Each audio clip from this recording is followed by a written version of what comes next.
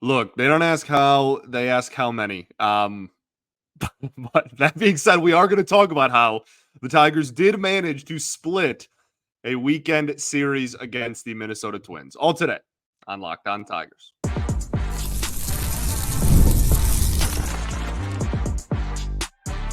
You are Locked On Tigers, your daily Detroit Tigers podcast. Part of the Locked On Podcast Network, your team every day. What is up, everybody? Welcome back to another edition of Locked On Tigers. I'm, of course, your host, Scott Bentley. Today is Monday, April 15th, 2024. Thank you so much for making Locked On Tigers your first listen every single day. We are free and available wherever you get your podcasts, including YouTube. Part of the Locked On Podcast Network, your team every day. Today's episode is brought to you by eBay Motors. From brakes to exhaust kits and beyond, eBay Motors has over 122 million parts to keep your ride or die alive. With all the parts you need and all the prices you want, it's easy to bring home that big win. So keep your ride or die alive at ebaymotors.com. Eligible items only, exclusions apply. eBay Guaranteed Fit is only available to U.S. customers. Welcome in, everybody. Happy Monday to all. Hope you had a phenomenal weekend, a beautiful Sunday in the Metro Detroit and Detroit area. So the Tigers split a 4-game weekend set against the Minnesota Twins. I don't really know how. Well, I do know how because they played 4 games and won 2 of them. But that game on Sunday was preposterous. I really struggle to find the correct adjective to describe the baseball game that was played on Sunday. In terms of games in which the Tigers or really any team have just no business winning, that one is pretty high up there. I don't know how they pulled that off, but they did. We're not going to apologize for wins. We're going to take them any way we can get them. And the Tigers find themselves at a 9-6 record, which despite all of the conversation that we've had on here and all of the brouhaha about this ball club and about the offense that has been struggling and the lack of production, they have gotten off to one of the better starts, purely record-wise, that this organization has gotten off to in quite some time. So really, glass half empty, glass half full type of conversation here. Want to start off by actually talking about the postcasts that began this weekend. If you are an everydayer, first off, I appreciate you greatly. Second off, if you listen on audio form, you saw a postcast that was put out after every single ball game over the weekend, after both games of the doubleheader on Saturday, obviously. Jake is a fantastic addition to this network and will be doing immediate post-game reactions right after the final out all season. He is a part of Locked On Detroit Sports. He'll be doing these for the Pistons as well. Obviously, Piston season just ended this weekend, but hopefully this fall. And then he'll be doing these for the Lions as well. So kind of doing the whole city of Detroit. Just another voice that this network has brought on. He's going to do, like I said, immediate post-game reactions. Subscribe to his YouTube channel. Again, you can find him on Twitter, X, whatever it's called. And he'll be tweeting out, come join me for the postcast after the game. But really easy to differentiate the two on the audio feed as well. One in giant words says postcast and has the postcast picture.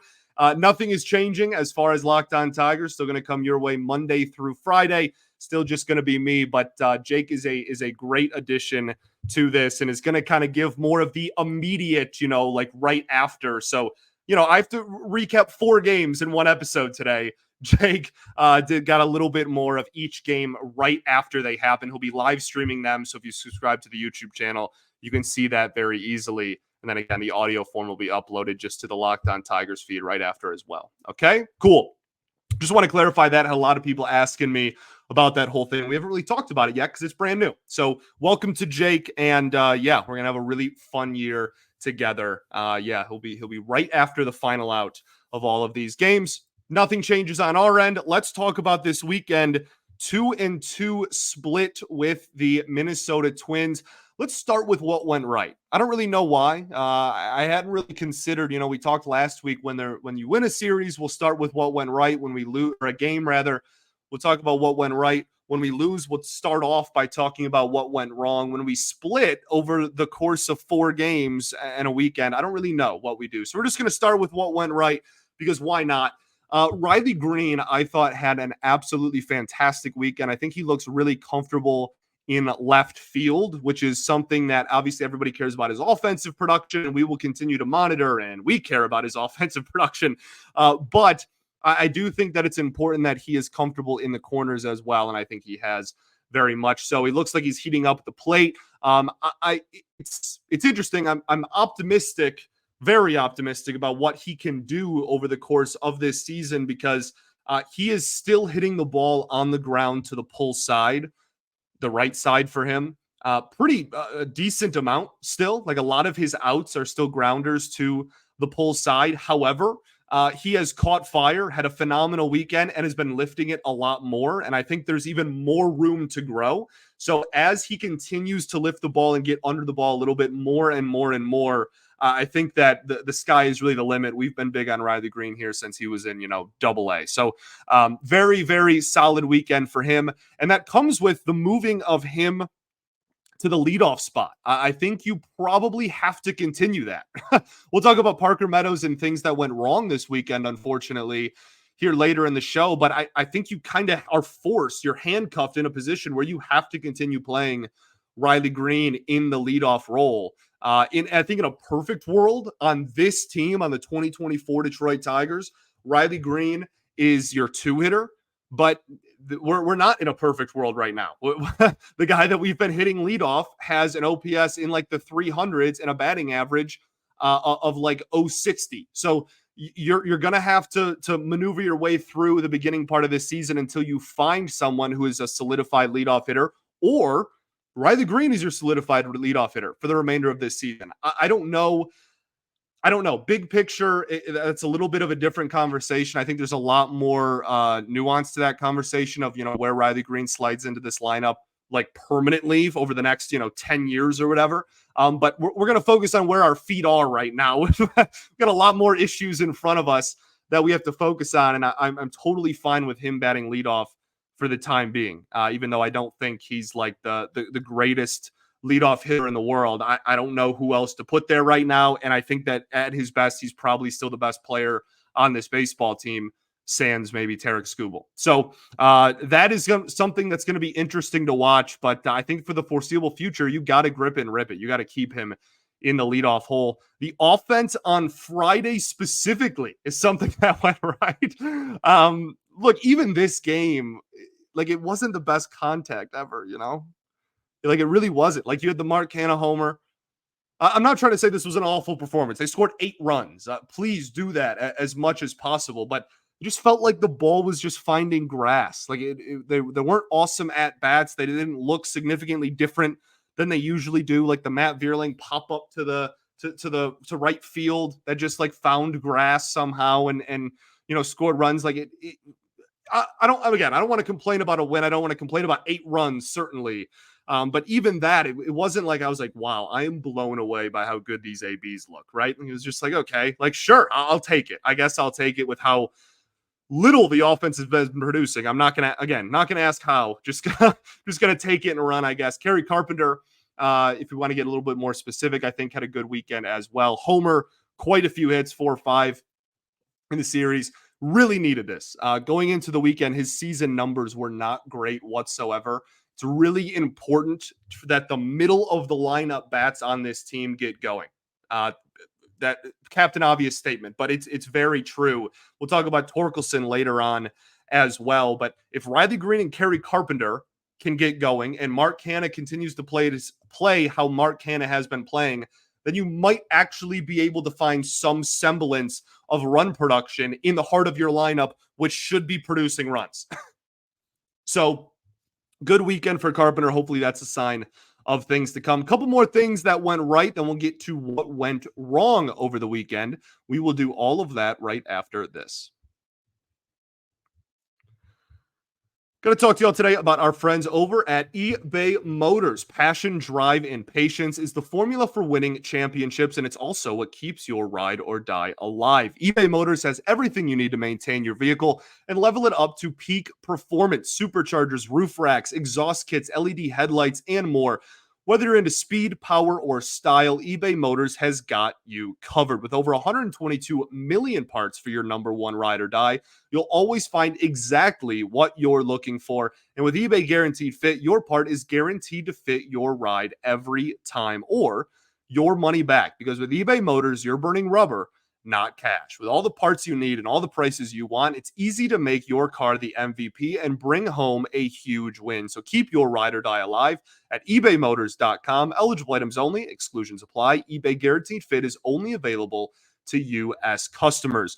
Also got to tell y'all about our new friends over at Monopoly Go. I need y'all to listen up. This is a huge announcement. I have been tracking the leaderboards every day, keeping an eye on all the scores, putting all of my heart into it, and I'm super, super proud to announce I'm finally on top of the Monopoly Go leaderboards. That's right. Obviously, I'm talking about the hit mobile game Monopoly Go. You've probably heard of it. It's been downloaded over 150 million times. It's a great mobile twist on classic Monopoly. You can play anywhere, anytime. You explore hundreds of Monopoly boards from Las Vegas to the moon, all while raking in a huge fortune.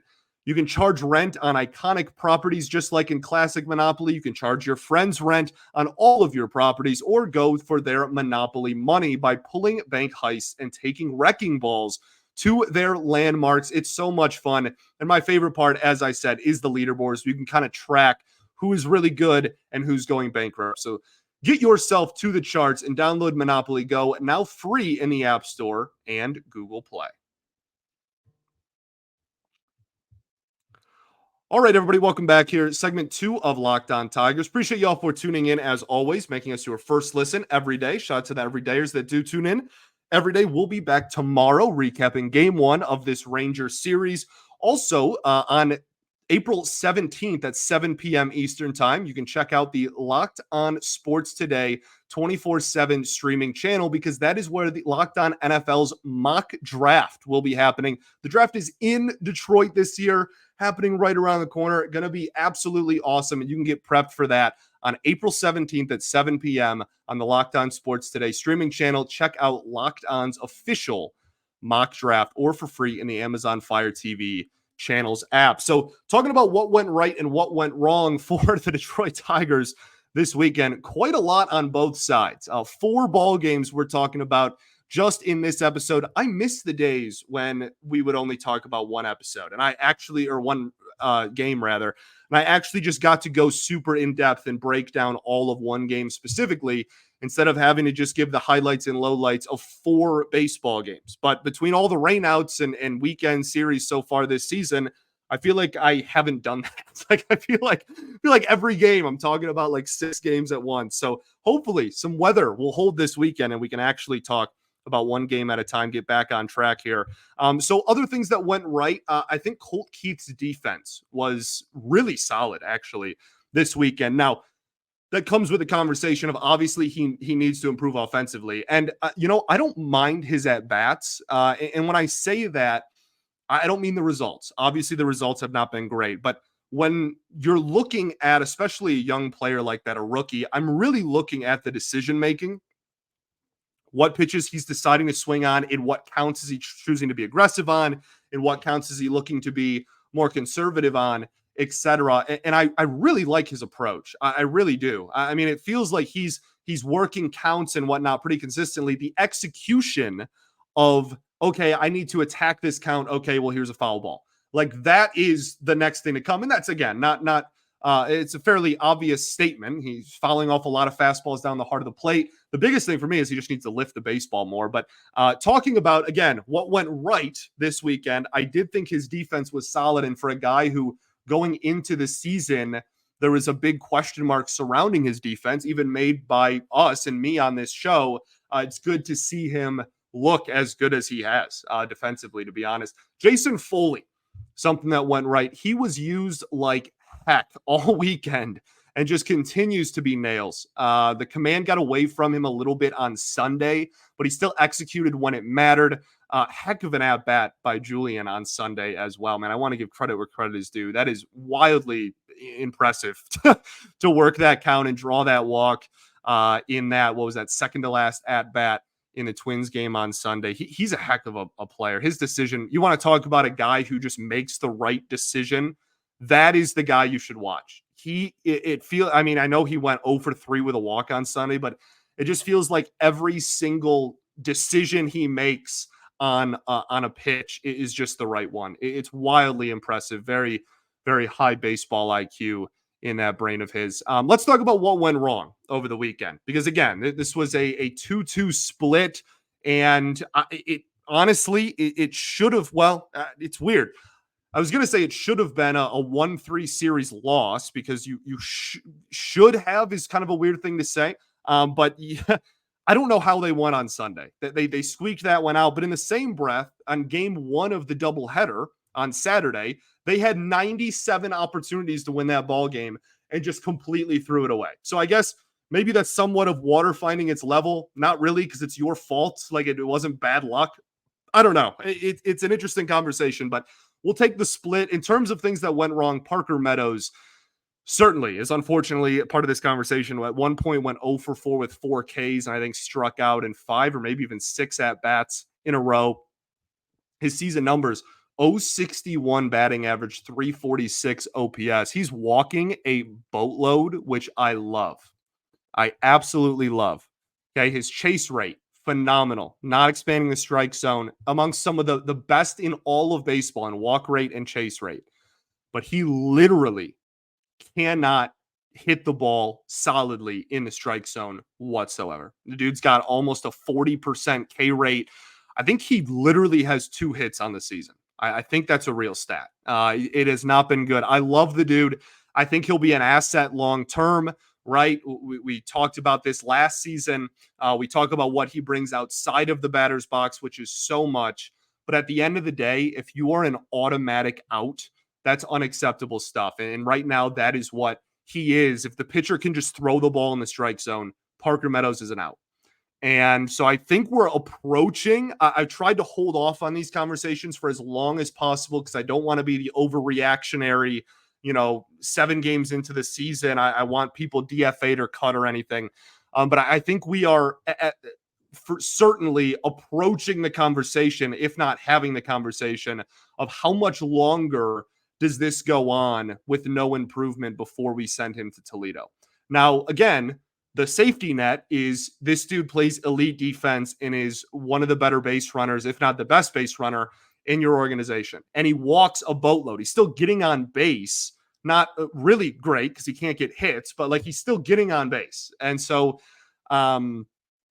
I think that's it's that fine line. But at the end of the day, he's still such a young player, and you want him to be an asset in the batter's box, that you have to prioritize his development over everything.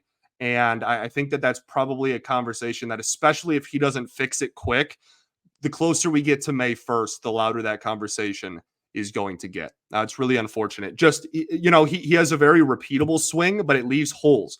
He has a huge hole in the fastballs up and away, and then breaking stuff low and in, huge holes in Parker Meadows' swing. And he has not found out how to adjust to that at the major league level. And the scouting report's out. So he's got to make adjustments. That's on him and the coaching staff at this point. Talked about it a little bit before. Moments of game 1 in that doubleheader on Saturday where you just completely blanked the bed. Completely. Maeda threw a ball into center field. Matt Vierling can't lay a bunt down.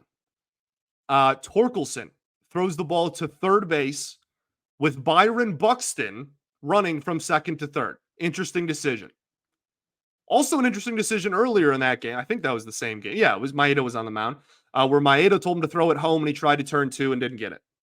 That one I think is a little bit more forgivable, but again, a decision that didn't work out.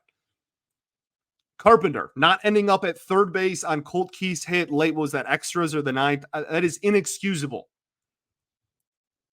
Just awful at-bats in general. Carson Kelly late in the game in extras. Spencer Torkelson as well. Late leaving runners on. Mark Canha grounds into a double play on a high fastball after the Minnesota Twins bullpen had thrown 97 straight balls out of the strike zone. Obviously, I'm being facetious there, but my goodness, infuriating stuff. And then obviously, Zach McKinstry completely whiffs on a relatively routine ground ball to third base. Then he enters the game and gives up a 3-run homer. Alex Lang can't throw a strike. I mean, you lost that ball game about 50 different ways. And you had no reason to. There is no reason that the Tigers should not have won game one of the doubleheader on Saturday. Zero. Like actually zero. It's inexcusable to me that even happened. It's blasphemy. It's absurd. And I think it's genuinely embarrassing that they found a way to not only lose, but the final score, it was a blowout. What was it, 11-4? Was that the final? 11-5. Ridiculous, dog. Ridiculous. Okay, let's keep the ball rolling. Got a few more things I want to highlight. Torkelson specifically. Then we'll get into some stuff. Talk about the starting pitching this weekend, which I think was pretty solid, but had some hiccups as well. We'll talk about all of that right after this. Going to talk to y'all today about our friends over at Yahoo Finance. When it comes to your financial future, you think you've done it all. You've saved, you've researched, you've invested all that you can, and now you need to take those investments to the next level by using what every financial great uses. That's Yahoo Finance. For more than 25 years, Yahoo Finance has been the brand behind every great investor. Whether you're a seasoned investor or looking for extra guidance, Yahoo Finances gives you all the tools and data you need in one place. They're the number one financial destination, producing a holistic look on the financial news cycle, including breaking news, original editorial perspectives, analyst ratings, independent research, customizable charts, and so much more. Securely link your brokerage accounts for a unified view of your wealth, including 401k and other investments as well. A comprehensive perspective is what sets apart great investors, and it's how Yahoo Finance ensures you have the insight to look at your wealth in its entirety. Over 90 million users each month. Join them today for a comprehensive financial look at news and analysis, and visit the brand behind every great investor at yahoofinance.com, the number one financial destination. That's yahoofinance.com, yahoofinance.com. All right, everybody, welcome back here. Third and final segment of Locked On Tigers. Appreciate y'all so much for tuning in, making us your first listen every day. Talking about some other things that went wrong over the weekend where the Tigers played 4 baseball games. Let's talk about Spencer Torkelson. Look, this was another rough weekend for him, another rough series, I should say, for him at the plate. Talked about the defensive mishaps that he had as well, but at the plate just continues to look lost. He is late on everything. And we've talked about this already. It has not changed. He continues to be late on everything. He has been thrown a ton of fastballs. Bally said that he has been thrown like 60 or 61% fastballs this year, and he's been dreadful. That's not a great sign. He does not have a barrel yet this season. 0. He has 0 barrels on the year. Now, look, it's April 15th. He made an adjustment last year. It's very early. But so far, objectively, what has happened this season has been absolutely brutal. He needs another adjustment. And they pointed something out like a week and a half ago on Bally. And then, like, no one's talked about it since. Like, his hand placement is just different. Like, his load is just, with his hands at least, is just straight up different. Adjustments need to be made because this has been absolutely brutal. And he is not on time for anything. He's late on every fastball, which makes him not on time for anything that he has thrown ever at all. 0 barrels. We're halfway through April. The season started at the end of March. Not great. And at what point do you stop batting him 3? At what point? What has to happen? What's the date? What's the deadline day? Because right now it's just, again, props for Sunday. saw the infield was in, outfield was back, found some grass, good on you. But like, I don't know. I don't know. It hasn't been good. I'm sure it's frustrating for him too. Rough start to the year.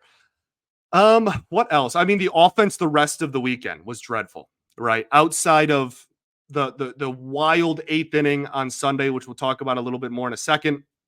And then I guess you can exclude Friday.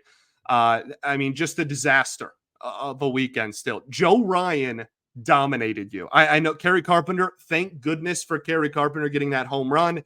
And then they kind of peppered him as the outing went along. There was a brief moment where I thought he was striking out 20. I really did. He had like 8 Ks in 3 innings. And I was like, he's if the pitch count's not 500 by the 7th, he's striking out 20 hitters. And again, they made adjustments. Good on them, right? He's a really tough pitcher, one of the better fastballs in this sport, plus a great splitter. Joe Ryan is one of the more underrated pitchers, I think, in this league. But he dominated you, and I'm glad that you were able to scrape some runs across. That's great. You also got dominated by Simeon Woods Richardson. Didn't get swings and misses, didn't really get strikes, just threw the ball in the zone and just let you get yourself out for 9 innings. It was a embarrassing and pathetic offensive display. Just looked like they were going up there with intentions of getting out of there as quickly as possible. And I cannot express how much I'm going to use the word hated the approach in game 2 on Saturday. And look, doubleheaders are hard, right? No other sport does this. No other sport plays 2 games in a day. It's very difficult. I understand that. But you emptied the clip in game 1 until the McKinstry error and then just left yourself to be like, well, Matt Manning in the offense, hopefully. And Matt Manning didn't look awful. And Joey Wentz was fine. And you only used 2 pitchers in game 2, despite how the end of one ended. And you couldn't give any run support to the pitching. I just awful, absolutely awful, really frustrating Saturday start to finish day of baseball. Let's talk about other stuff. I got some submissions. Some people in the comment section were talking about different things to name the stuff section, because stuff is objectively a lame name. Like that, it's lame, and it just because I couldn't think of anything else. So I'm down to listen to other suggestions. We'll see how the season progresses here, but right now, still calling it stuff. The 8th inning on Sunday was the most ridiculous thing I've maybe ever seen. I'll gladly take the win, but that was absolutely absurd. You had Willie Castro. That is an error. This is ridiculous. Baseball's absurd. Who is that? Kyle Farmer at third just whiffs on Mark Canha's grounder. Riley Green has a seeing eye ground ball that goes just under the glove of second base. Torkelson hits a blooper to right field. The outfield is back and the infield is in. He just hits a blooper, right, that finds grass. I mean, it was thank you for defensive strategies, the right ones. Just, baseball is baseball. The defensive strategies and the BABIP gods being in our favor for a change, it feels like. Just absolutely wild stuff. Again, we'll take it. It did not change or affect a single opinion that me or I'm sure anyone else had on the offense. Like, no one watched the 8th inning of Sunday and was like, we're turning it around. This offense looks really good now. Like, no, it was a ridiculous inning. There's no way we should have scored 4 runs. That might be the most hilarious 4 runs I've seen. Didn't look great. They looked the exact same, but a W is a W, and I'll gladly take it. Not trying to be Mr. Negative here. Javi Baez, obviously with the big home run on Sunday, I think his OPS went up to 390. Let me double check that. After the home run, his OPS is 361. Good stuff, man. Heck yeah.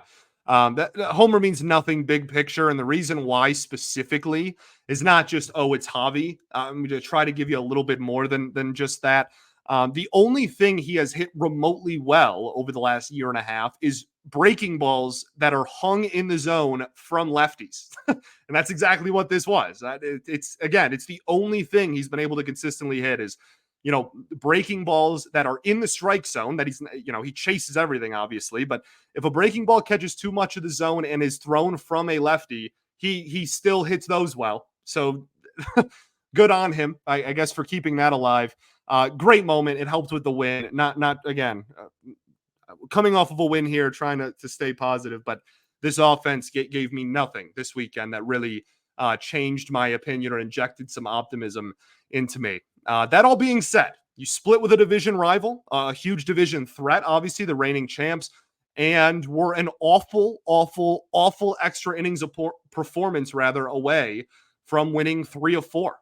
You can't play that game. It's baseball. There's 162 games. You can't play the what if or the, and or game. I understand that because you could do the same thing from the Twins' perspective on Sunday. But you were a play or two, a play really away from taking 3 of 4, despite how the offense has continued to look. Starting pitching, want to do a rundown really quickly. I didn't think any of them looked fantastic, but I don't think any of them looked awful either. I think it was just a solid. They kept you in every ball game. And that's what the goal of this front office was going to be going into the year was we want a pitching staff that's going to keep this team in ball games. And that's why a game like Sunday, as ridiculous as it was able to happen. I know Castellani said something similarly, and I agree with him. Like that is part of the now. I wish part of the mindset was more focused on actually scoring. I'm not trying to say that that's a foolproof, fantastic way to go about things, but that is what we're seeing in a game like Sunday. And also in days like Saturday, you can point to it and go, maybe address offense more. 9-6, starting pitching. Kenta Maeda. Didn't look great, to be honest with you, but the final line was solid. The splitter was really effective early and then got less effective as the game went along. I need to see way more out of him, but good to see him get a good start under his belt. Maybe it's a sign of things to come still, at least. Tarek Skubal, 5 shutout innings. The velo gradually dropped as he got deeper and deeper into the game, and that is something that he has done the last 2 or 3 starts. He started off, 98 to 100, and then, by the 5th, 6th inning is throwing 95. And that's something I think he needs to pace himself a little bit better, needs to just work on his effectiveness. Also, in that game, got pinched like heck by the umpire, and in the same inning had a Javi error. So really kind of got screwed there. So not entirely his fault that the pitch count spiked. What was that, the 3rd or the 4th inning? But still 5 innings of shutout ball. This stuff is still nasty. He's still the best pitcher in this organization pretty comfortably. Jack Flaherty, rough start, but the fastball got better as the outing went along. And look at that, whoop-de-doo, the outing got a lot better as the outing went along. Makes sense. Filled the zone a lot more later in the outing as well. His slider is legitimately good. I don't need to pretend like it's not or say, oh, he needs the fastball to make it good. His slider is a legitimately good pitch. But it just doesn't matter at all if the fastball is, 90 and ineffective. And right now he's doing a lot of Matt Manning, right? He's doing a lot of, sometimes the fastball is 96, sometimes it's 91. Decent. I'm fine with it. Just even more so than the velocity. I just want to see improved fastball command. Like, give me an outing, like a whole outing where the fastball command is actually decent. I haven't seen that yet, to be completely honest with you. I think his fastball command's been all over the place early, and then sometimes it gets better as the outing goes along, and sometimes Oakland happens. Matt Manning. This was old Matt Manning again, only fastball and sliders, but it was another effective outing. So it's old Matt Manning. Decent amount of swings and misses, gave you innings in a doubleheader. That's important. No run support, so it didn't matter. Gave up the 2 home runs, a problem he had in the spring. I'm baffled by this splitter that he had in spring. I thought was a step in the right direction. I haven't been able to watch any of his AAA outings yet. Maybe we have the Tigers minor league report guys on and have a conversation with them about it. I'm so fascinated by why when he pitches at the major league level, he's a 2-pitch pitcher. But like we saw it in spring, we saw a new pitch. Maybe he's just not confident with it yet. I don't know. But interesting to say the least. So all of that being said, okay, all of this, negativity about the offense and the wishy-washiness of some of the pitching. The pitching's been good. No complaints there really as a whole. You are 9-6. You're 9-6. This is one of the better starts purely record-wise in recent memory, like in a long time, actually, like a very long time, like a very, very long time. So we'll take it. We'll gladly take it. And it's kind of a glass half empty versus glass half full type of conversation, right? It's very plausible to think, well, we're 9-6, but the offense has been brutal. This isn't sustainable. We're gonna crash and burn just drastically and wonderfully, right? Negative connotation, obviously. Or you go, well, if we're 9-6 when the offense looks like this, imagine if any of these guys can get going. That would be awesome, right? If Torkelson can even be remotely decent, if Colt Keith can pick it up even a little bit, if Parker Meadows cannot be an automatic out, if Jake Rogers cannot be an automatic out, if Carson Kelly can hit even close to how he did in the first 2 series of the season, like Javi, obviously, like you like when half your lineup feels like an automatic out, you look around, but you're 9-6, you go, well, if any of these guys could hit, imagine what the rest of the year could be. So that's why I'm not making any, grand proclamations. It's April 15th. We still have half a year of calendar year of baseball left to be played. It's one of those things where one of those two things is going to happen. And that's where we get serious here. One of those two avenues is going to get taken. I promise you. This offense is either just going to be this all year and you're going to crash and burn miserably, right? And this is going to be an infuriating season and everyone's going to be upset and it's going to be a disaster because you didn't add to the offense and it's bad. Or half of these guys are going to even be remotely close to league average hitters. And you're going to look around and go, wow, like this actually, they turned it around. Even an league average offense with the pitching that we've gotten so far is going to result in some wins. Play the games for a reason. We'll see what ends up happening. A little bit of a longer show. I apologize again, 4 games to talk about. Nothing I can really do there. We're going to do a full kind of preview after game 1. I know it's kind of cheating, but I don't want a 45-minute episode today. So game 1 is Reese Olson versus Michael Lorenzen. This is Lorenzen's first start of the year. Started off the season injured, also signed really late, so kind of had to ramp up as well. Need to see improved command and fastball effectiveness from Reese Olson. More than anything, command. The fastball stuff is more of a big picture thing. I'm not sure he's going to fix that in one start, but I need to see better command out of him. And then please, for the love of everything, give me some offense. Give me some decent at-bats. Please. Please. Thanks for making Locked On Tigers your first listen every single day. Shout out to the everydayers that do tune in every day. We will be back tomorrow. Appreciate you all so much. Peace and love. Going to therapy's dope. I'll catch y'all tomorrow, baby. Go Tigers. Oh, did y'all like the new intro music, by the way? Heat from Locked On. Heat. All right, see you tomorrow.